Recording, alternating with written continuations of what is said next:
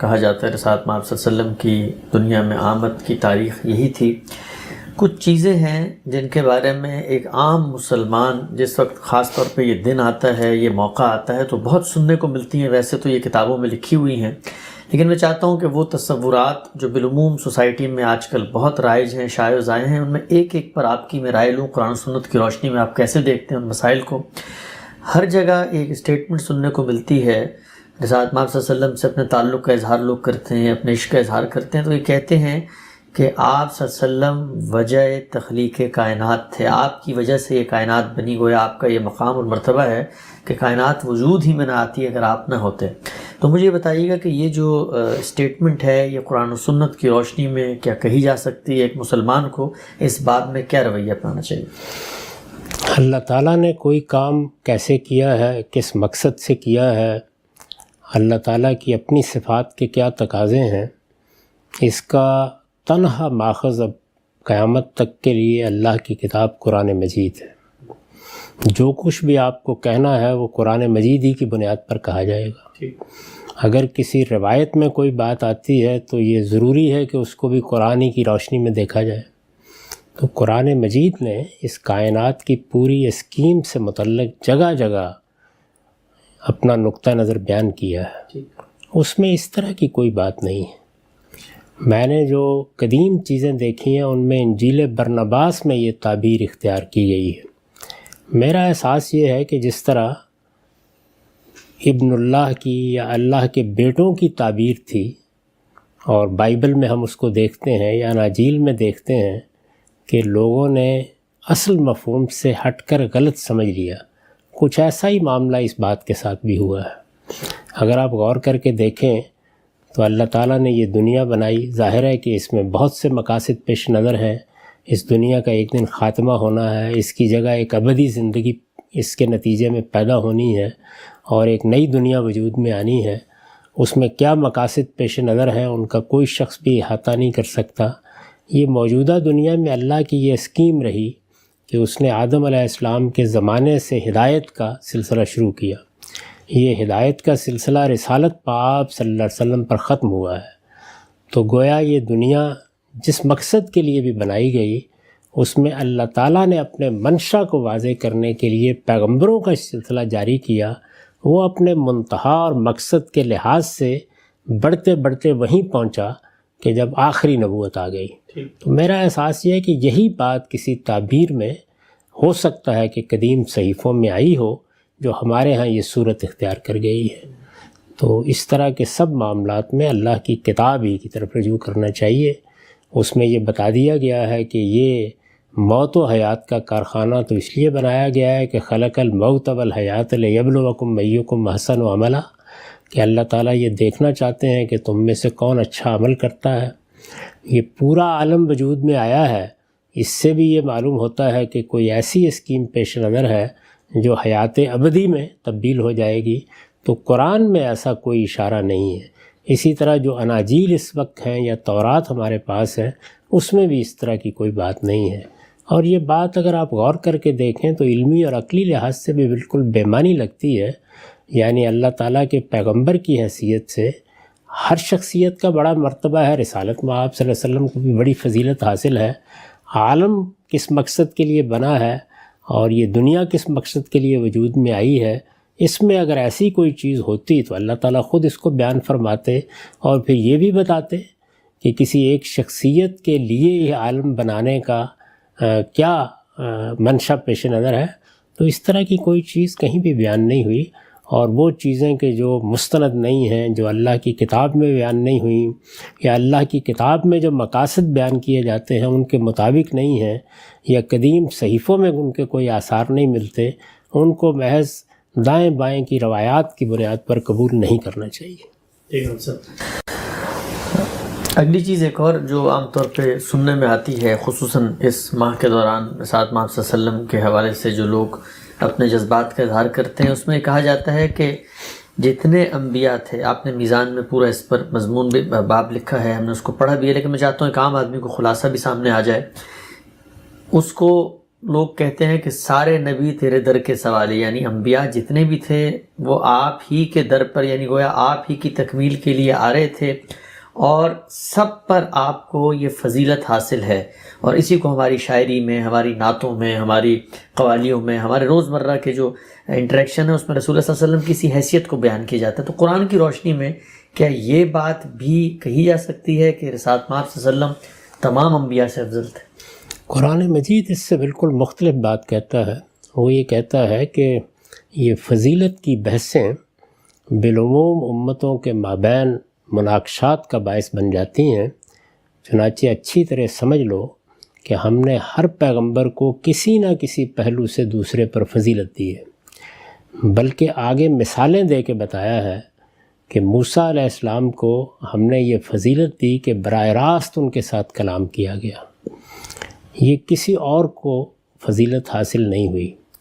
سیدنا مسیح علیہ السلام کے کچھ خصوصی معاملات ہیں، وہ بن باپ کے پیدا ہوئے، ان کو غیر معمولی معجزات دیے گئے، روح القدس گویا خدمت میں کھڑے ہیں کہ جو کچھ وہ کر رہے ہیں فوری طور پر اس کے نتائج سامنے لے آئے جائیں۔ تو یہ کچھ مثالیں دے کے قرآن مجید نے یہ بتایا کہ ہر پیغمبر کے ساتھ ہمارا معاملہ رہا ہے۔ رسالت مآب صلی اللہ علیہ وسلم نے متعدد موقعوں پر اس کی نفی کی۔ میں نے وہ ساری روایتیں اپنی کتاب میزان میں نبی کی فضیلت کے باب میں اکٹھی کر دی ہیں، جن میں آپ نے توجہ دلائی کہ اس طرح کی باتیں نہ کہا کرو، اور پھر یہ بتایا کہ 6 چیزیں ہیں جن میں مجھے دوسرے پیغمبروں پر فضیلت حاصل ہے۔ ان میں خاص طور پر یہ ہے کہ مجھ پر نبوت ختم کی گئی ہے، اور اب قیامت تک کے لیے سب انسانوں کے لیے میں ہی اللہ کا رسول ہوں۔ تو اس سے یہ تصور دیا گیا ہے کہ اللہ تعالیٰ نے سب پیغمبروں کے ساتھ الگ الگ معاملہ کیا ہے، ہر ایک کو کسی نہ کسی پہلو سے کوئی فضیلت حاصل ہے۔ رسالت مآب صلی اللہ علیہ وسلم کو بھی بعض غیر معمولی فضیلتیں حاصل ہیں۔ صحیح تصور یہ ہے، لیکن امتوں کے اندر یہ خرابی پیدا ہو جاتی ہے۔ ہم مسلمانوں کو تو یہ تعلیم دی گئی تھی کہ رسول یا نبی ہونے کی حیثیت سے ہم کسی نبی یا کسی رسول کے معاملے میں کوئی تفریق نہیں کریں گے۔ اس امت کا کلمہ جامعہ قرآن میں یہ بیان ہوا ہے کہ لا نفرق بین احد من رسلہ، ہم اللہ کے پیغمبروں میں کوئی تفریق نہیں کرتے۔ یعنی یہ کہ وہ اللہ کے پیغمبر ہیں، یہ کہ اللہ نے ان کو منتخب کیا ہے، یہ کہ ایک بڑی ذمہ داری دی ہے، یہ کہ اللہ تعالیٰ نے ان کو فضیلتیں دی ہیں، ان سب پہلوؤں سے ہم پیغمبروں کو مانتے ہیں، ان پر ایمان لاتے ہیں۔ اور سب پیغمبروں کے ساتھ ہمارے معاملے کی نوعیت بھی یہ ہے کہ ان کی تعلیمات، ان کی دعوت اسلام ہی تھی، انہی کا دین ہے جن کو لے کر رسالت مآب صلی اللہ علیہ وسلم نے ہمارے لیے اس کی تصویب فرمائی۔ قرآن مجید جگہ جگہ خود رسول اللہ صلی اللہ علیہ وسلم کو یہ کہتا ہے کہ یہ میرے پیغمبر ہیں، نام لیتا ہے ان کا، اور پھر کہتا ہے فَبِہُدَاهُمْ اقْتَدِیٰ، ان پیغمبروں کی جو ہدایت تھی آپ کو بھی اسی کی پیروی کرنی ہے۔ تو یہ سب چیزیں قرآن میں بیان ہوئی ہیں، لیکن نہ ہم اللہ کی کتاب قرآن کو پڑھتے ہیں، نہ اس سے صحیح تصورات اخذ کرتے ہیں۔ دین کے معاملے میں بھی ہم نے یہ شہرت دے رکھی ہوئی ہے کہ یہ اسلام 14 صدی پہلے آیا۔ قرآن مجید جگہ جگہ تصریح کرتا ہے کہ یہ تو سب نبیوں کا دین ہے، اللہ کا دین ہمیشہ سے اسلام ہی رہا ہے، آدم علیہ السلام سے لے کے محمد الرسول اللہ تک ایک ہی دین پیش کیا گیا ہے۔ تو ان تصورات کی بھی اصلاح ہونی چاہیے، اور جس جگہ اللہ کی کتاب نے ہمیں کھڑا کیا ہے وہیں کھڑا ہونا چاہیے۔ تاہم یہ ایک مشکل چیز ہوتی ہے۔ اللہ کی کتابیں آتی بھی اسی لیے ہیں، اور میں کئی مرتبہ توجہ دلا چکا ہوں کہ کتاب اللہ کے نزول کا مقصد یہ بتایا گیا ہے لِيَحْكُمَ بَيْنَ النَّاسِ فِي مَا اخْتَلَفُوا فِيهِ، دین کے معاملے میں اختلافات کا فیصلہ کر دے۔ ہمارا معاملہ یہ ہے کہ ہم اللہ کی کتاب کی تصریحات کے بجائے اپنے اپنے ذوق کی روایتیں منتخب کر لیتے ہیں۔ تو ان سب کو خدا کی کتاب کے سامنے پیش کیجئے، اس سے جو تصور بنتا ہے وہ یہ ہے جو میں نے آپ کے سامنے رکھ دیا ہے۔ اور اگر اس کو مزید تفصیل سے دیکھنا ہو تو میری کتاب میزان میں نبی کی فضیلت کا باب پڑھ لیجئے۔ ٹھیک، ہم سب آگے بڑھتے ہیں۔ ایک اور نقطہ نظر جو عام طور پہ گردش کرتا ہے وہ یہ کہ رسول اللہ صلی اللہ علیہ وسلم سے ہماری نسبت اور تعلق اور محبت اگر ہو اور ہم ان کا واسطہ دے کر اللہ سے کوئی چیز مانگیں تو بعض روایتوں کا حوالہ بھی دیا جاتا ہے کہ رسول اللہ صلی اللہ علیہ وسلم نے خود کہا کہ تم بھی اللہ سے مانگو، میں بھی مانگوں گا تو اللہ تعالیٰ عنایت کریں گے، اور اسی طریقے سے اللہ دیتا ہے میں بانٹتا ہوں۔ تو یہ جو تصور ہے کہ بھر دے جھولی میری یا محمد، یہ اس کی کوئی دین میں قرآن مجید میں کوئی تائید ہوتی ہے کہ اگر ہم اللہ کے رسول کی سفارش یا ان کے ذریعے سے اللہ سے کوئی چیز مانگیں تو اس میں زیادہ امکان ہے ملنے؟ یہ سب توہمات ہیں، اللہ کے پیغمبر نے ان سے نکالا اور ہمیں صحیح بات بتائی کہ اللہ ہی سے مانگو، اللہ ہی کی بارگاہ میں اپنے آپ کو پیش کرو، اللہ کی بارگاہ میں کسی کے واسطے دینے کی کوئی ضرورت نہیں ہے۔ اللہ کی بارگاہ میں تو جا کے حمد و ثنا کے بعد اپنی ندامت، اپنا تضرع، اپنی عاجزی پیش کرنے کی ضرورت ہوتی ہے، اور بارگاہ خداوندی سے آپ رحمت کی توقع کرتے ہیں، ہاتھ اٹھاتے ہیں، دعائیں کرتے ہیں، اور یہ طریقہ ہی پیغمبروں کا سکھایا ہوا طریقہ ہے۔ خود رسالت مآب صلی اللہ علیہ وسلم نے یہی طریقہ سکھایا۔ جو بات قرآن میں کہی گئی وہ یہ تھی کہ رسول اللہ صلی اللہ علیہ وسلم کے سامنے اگر تم جاتے ہو تو جا کے ان سے درخواست کرو اس بات کی کہ تم اگر توبہ کر رہے ہو، تم مغفرت چاہ رہے ہو، تم نے اپنے آپ کو خدا کے سامنے ڈال دیا ہے، تو وہ بھی اللہ سے درخواست کریں کہ تمہیں معاف کر دیا جائے۔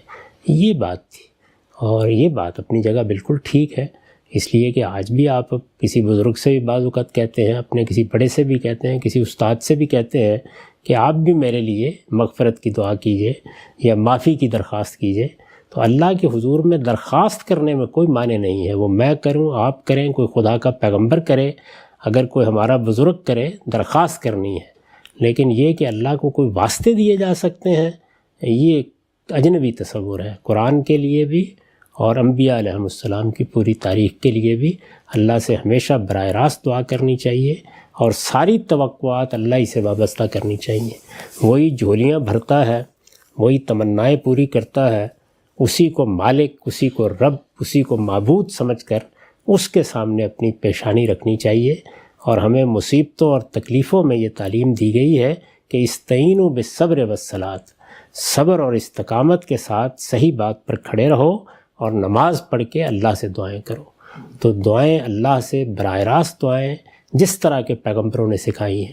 قرآن مجید میں پیغمبروں کی دعائیں بیان ہوئی ہیں، حدیثوں میں رسالت مآب صلی اللہ علیہ وسلم کی دعائیں بیان ہوئی ہیں، سب دعائیں براہ راست اللہ تعالیٰ سے ہیں۔ دعا کا ادب وہی ہے جو سورہ فاتحہ میں سکھایا گیا ہے۔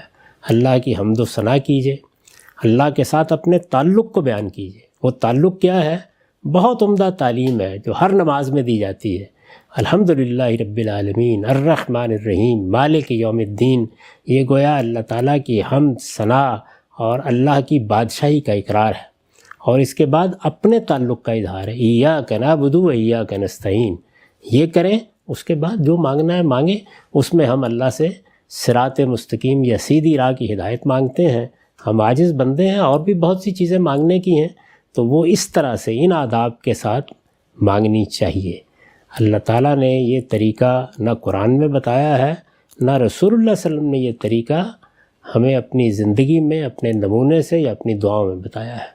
تو اللہ کے بتائے ہوئے طریقے ہی پر اللہ تعالیٰ کے سب معاملات کرنے چاہیے۔ اللہ تعالیٰ کے معاملے میں کسی قیاس یا اجتہاد کی گنجائش نہیں ہوتی۔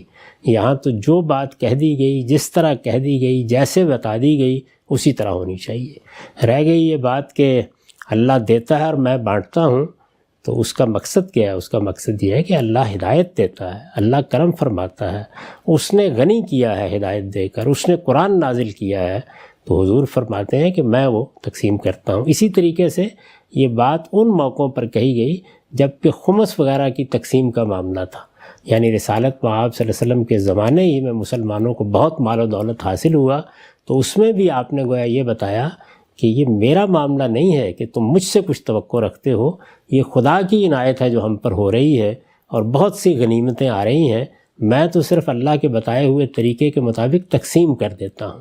میرا معاملہ یہی ہے کہ میں تمہیں جو کچھ اللہ کہتا ہے اس کے مطابق دے دوں۔ اس سے یہ مطلب نکال لینا کہ اب ہم نے بیٹے رسالت مآب صلی اللہ علیہ وسلم سے مانگنے ہیں اور ہم نے آرزوئیں اپنی پیش کرنی ہیں اور اپنی تمنائیں سامنے رکھنی ہیں، وہ سب اللہ ہی سے رکھی جائیں گی۔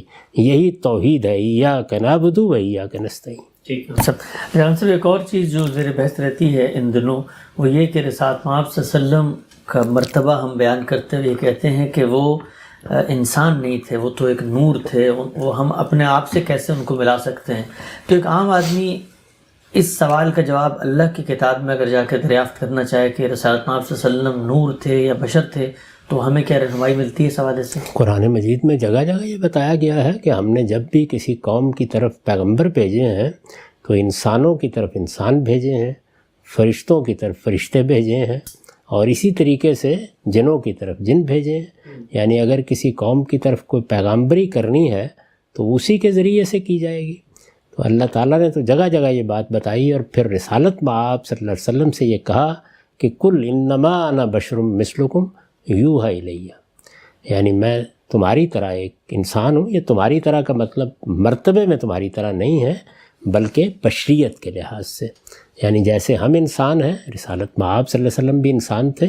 انسانوں میں سے یہ شرف بخشا گیا بہت سے لوگوں کو کہ انہیں اللہ نے نبوت دی۔ موسیٰ علیہ السلام بھی انسان تھے، مسیح علیہ السلام بھی انسان تھے۔ ساری لڑائی یہی ہے۔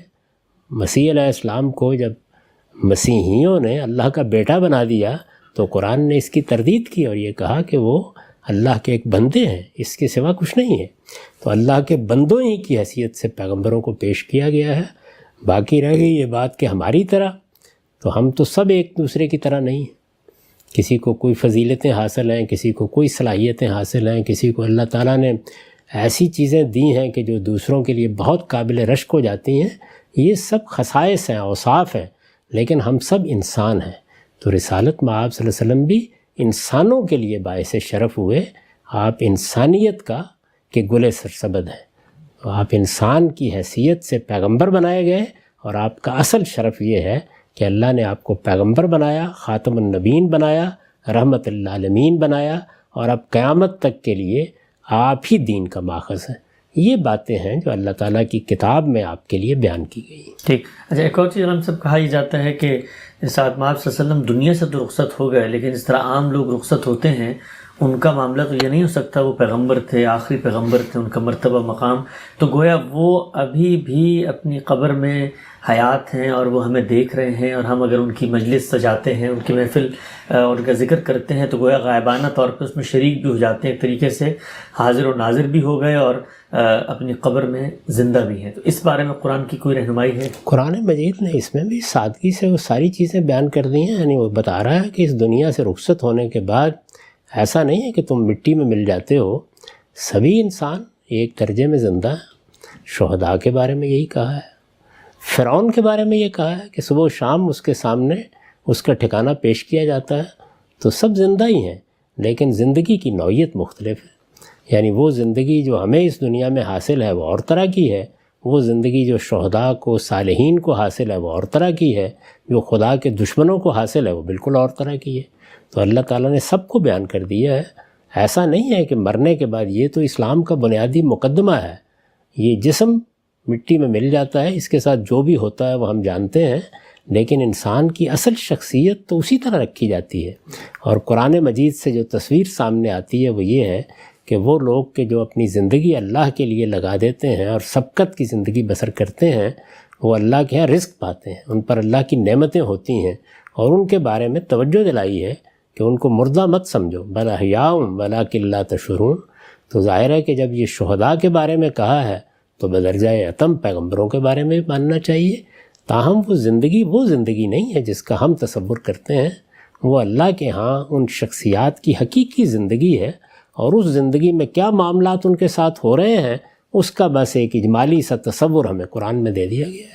ٹھیک ہے ہم سب آخری پہلو جو ضمن میں عام طور پہ زیر بحث رہتا ہے کہ رسول اللہ صلی اللہ علیہ وسلم کو علم غیب حاصل تھا، یعنی تمام کائنات کے علوم، ان کے جو مخفی راز ہیں وہ اللہ تعالیٰ نے آپ کے سپرد کر دیے تھے۔ تو رسول اللہ صلی اللہ علیہ وسلم کا جو علم ہے عام طور پہ ربیع الاول میں زیر بحث رہتا ہے کہ ان کے علم کی فضیلت اور نوعیت یہ تھی، تو قرآن مجید اس حوالے سے بھی کوئی رہنمائی کرتا ہے؟ بہت واضح طور پر یہ بتاتا ہے کہ وہ علم آپ کو دیا گیا جس علم کے ذریعے سے آپ نے اللہ کی ہدایت ہم تک پہنچانی تھی۔ وہ علم قرآن مجید کے ذریعے سے دیا گیا، وہ اللہ تعالیٰ نے قرآن کے علاوہ بھی آپ کو دیا، وہ بصیرت عطا فرمائی کہ آپ اجتہادی معاملات میں ہماری تربیت کریں، ہمیں اطلاق کر کے دکھائیں، اور اس طرح وہ چیزیں جن کو انسان خود نہیں سمجھ سکتا تھا وہ سب کی سب وحی کے ذریعے سے بتا دی گئیں۔ اللہ کے پیغمبر یہ علم لے کر آئے تھے، یعنی باقی علوم کا اس سے کیا تعلق ہے؟ یہ بات قرآن نے جگہ جگہ واضح کر دی ہے۔ ہدایت کا علم، اللہ تعالیٰ کی طرف سے رہنمائی کا علم، اس کا آخری منبع آپ ہی کی ذات والا صفات ہے۔ اب قیامت تک اللہ تعالیٰ نے کیا چاہا ہے، اس کے مرضیات کیا ہیں، وہ ہم سے کن چیزوں کا تقاضا کرتا ہے، اس کو جاننے کا واحد ذریعہ رسالت مآب صلی اللہ علیہ وسلم کی ذات والا صفات ہے۔ یہ علم ہے جو آپ کو دے کر بھیجا گیا ہے، یہ علم ہمیں آپ سے لینا ہے، اور یہی علم ہے کہ جس کی وجہ سے آپ اللہ کے آخری پیغمبر ہیں، اور اللہ کی یہ خاص رحمت ہے پوری دنیا پر کہ اس نے اپنی ہدایت آپ کے ذریعے سے ہم کو دی ہے۔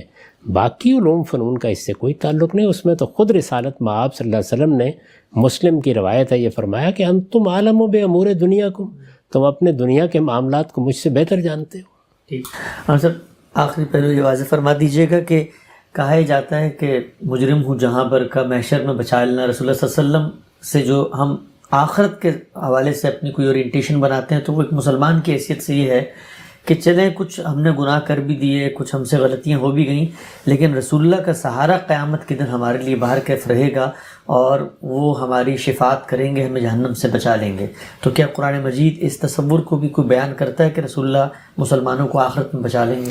قرآن مجید نے بالکل واضح کر دیا ہے کہ قیامت میں تنہا منشا، تنہا فیصلہ اس کائنات کے خالق کا ہوگا، اور یہ بھی بتا دیا ہے کہ یہ کائنات کا خالق ہے کہ جو کسی پر وہ درگزر کرنے کے لیے یا کسی کو معاف کرنے کے لیے کسی کو بات کرنے کی اجازت دے گا۔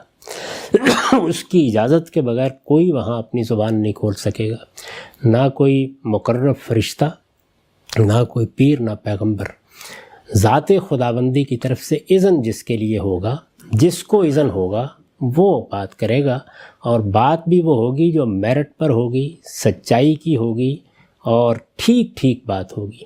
تو اللہ کا ایک قانون ہے جو قرآن میں بیان ہوا ہے، اس قانون کے مطابق یہ سب معاملات ہوں گے۔ اس لیے لا اللہ ہی سے لگائیے، معافی اسی سے مانگیے۔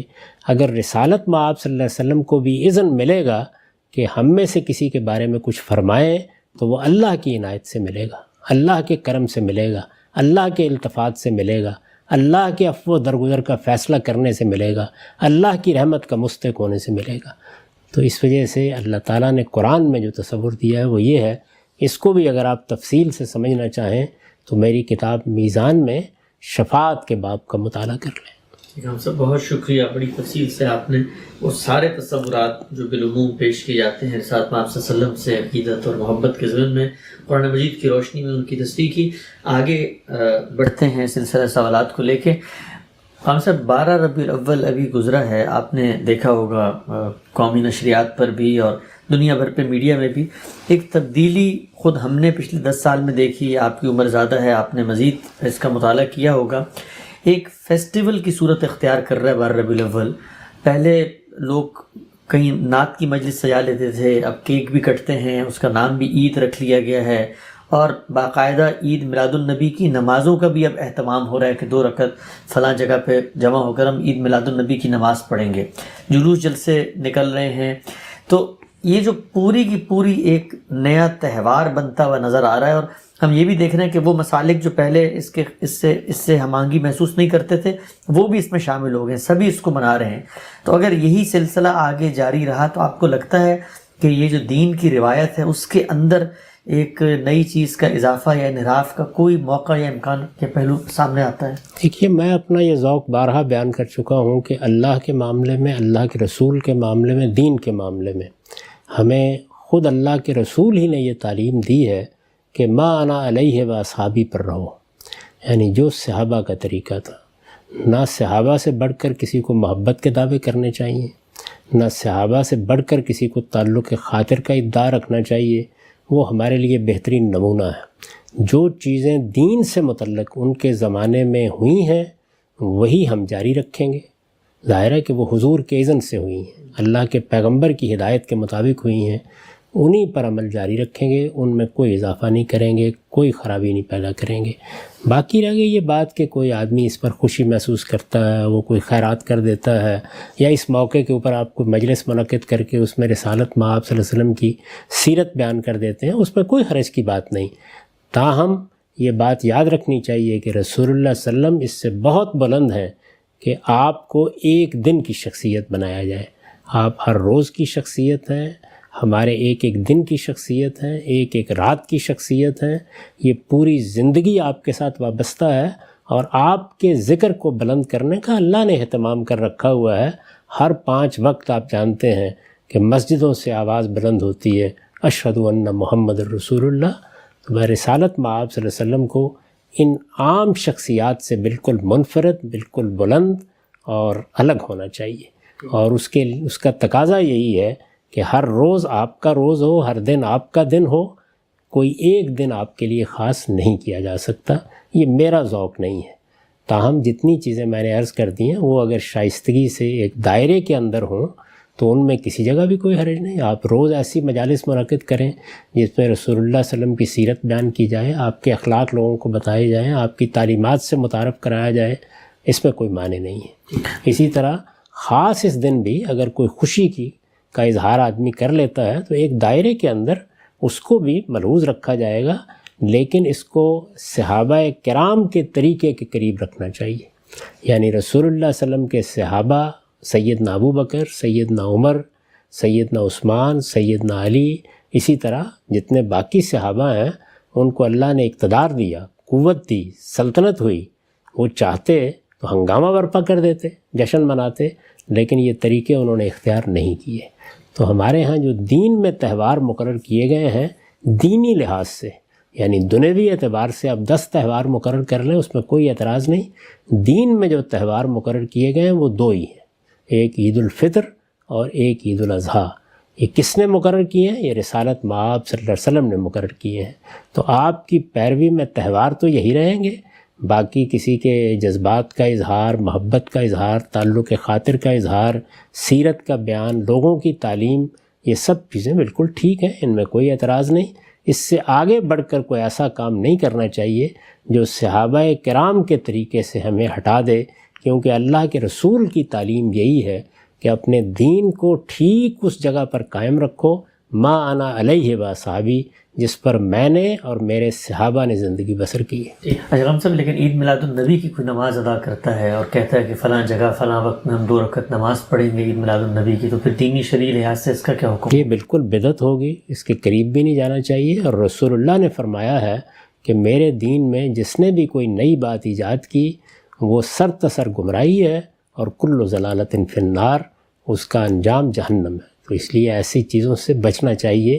یہی چیز سورہ اعراف میں بیان کی ہے، جہاں 5 ان چیزوں کا ذکر کیا ہے جن کو اللہ نے حرام قرار دیا ہے، ان بنیادی چیزوں کا۔ تو اس میں یہ بتا دیا گیا ہے کہ ان تقولوا علی اللہ ما لا تعلمون، اللہ کی نسبت سے کوئی ایسی بات نہ کرو کہ جس کو تم نہیں جانتے۔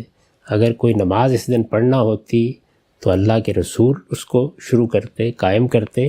خود آپ کا کیا طریقہ تھا؟ اگر لوگ اس کو اختیار کریں تو کتنی پاکیزہ بات ہے کہ لوگوں نے پوچھا کہ آپ پیر کا روزہ رکھتے ہیں، تو فرمایا کہ ہاں اس دن میری پیدائش ہوئی تھی۔ تو اگر لوگوں نے اس یاد کو قائم رکھنا ہے تو ایسا کیوں نہ کریں کہ اس دن روزہ رکھیں، رسالت مآب صلی اللہ علیہ وسلم کی اتباع بھی ہوگی، پیروی بھی ہوگی۔